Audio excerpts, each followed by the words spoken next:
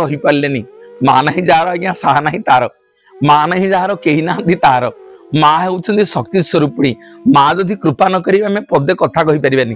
धाड़िए भी चली पारानी शक्ति कौटू आसब से जी आज्ञा ब्रह्म सहित जीव को जोग करती ना जोग माया से आम जगन्नाथ मंदिर को गले सर्वप्रथम माँ को दर्शन करुचे माँ कृपामयी शक्ति स्वरूपिणी कांपिल्य वासिनी आग सुभद्रा को दर्शन कले जगन्नाथ गोटे आखि बलभद्र गोटे आखि टे नईले जगन्नाथ को एपट गोटे नईले बलभद्र बड़ ठाकुर को दर्शन करवा। आज परशुराम रत्नगिरी पहाड़ में आपण मानकर निकटस्थ कटक जिलार बड़म्बा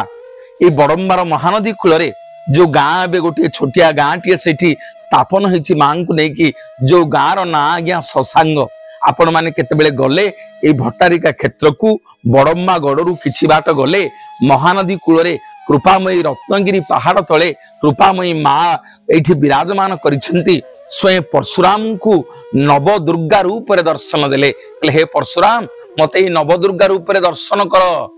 मु तुमको आज दर्शन दउची आ सुन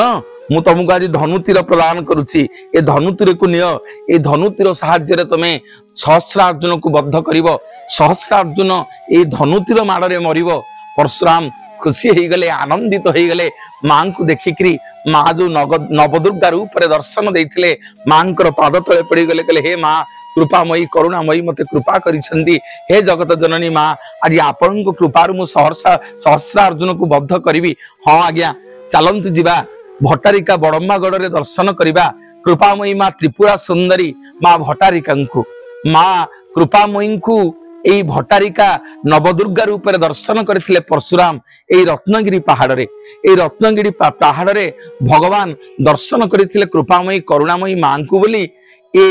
पवित्र जागा ना आज्ञा हला बड़म्बा कहीं जानी बड़म्बा हला बृहत मिशाण अंबा से जगार ना है आज्ञा बड़म्बा ये बड़म्बार राजा थिले मल्ल किशोर और हट्ट किशोर माँ ना अनुसार ए स्थानर ना आज्ञा हला बड़म्बा एवं कहीं ना भट्टारिका ना परशुराम आज्ञा भट्ट बोले होचंदी क्षत्रिय परशुराम आज्ञा जो माँ को कृपारु समग्र क्षत्रिय वंश को ध्वंस करथिले क्षत्रिय मान को परास्त करथिले सेइथिपाई भट्ट मान को क्षत्रिय मान को परास्त करिथिबारु परशुराम ए जागार ना आज्ञा हला ए मांकर ना परशुराम रखिले आज्ञा भट्टारिका। आपण माने गले दर्शन करिवे भगवान परशुराम आज्ञा गोटे कलामुगुनी पत्थर रे से धनु तीरर एक मुनरे मांकर रूप को आज्ञा आंकिले जो रूप से मां को दर्शन करथिले कहले हे मां आज